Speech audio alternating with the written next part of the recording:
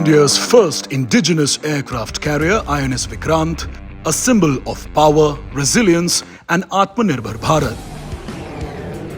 With 76% indigenous content, the ship is capable of operating a variety of fighter jets, including LCA Navy and MiG-29K and multi-role helicopters.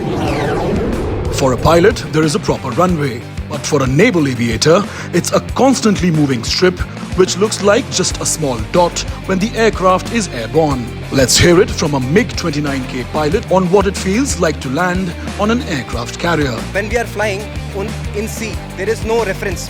We only have wide ocean, which is blue, open sky, and there is an aircraft carrier in front of us. So that one small dot in front of us is our landing spot. The size of this deck is limited, unlike airfields which are thousands of feet in length. So for us to land on one deck, precision is required, so much precision required that the aircraft is touching down so that we are able to arrest those three wires and that hook is able to engage so that we can stop in this much distance. However, for deck, it's a continuously moving aircraft carrier. It's a no-brainer that landing during the night is a task in itself and the risk increases manifold on an aircraft carrier. Landing on a carrier is already difficult because it's a very small spot. If you see from the air, it looks just like a matchbox and it is always moving, it is rolling, it is pitching.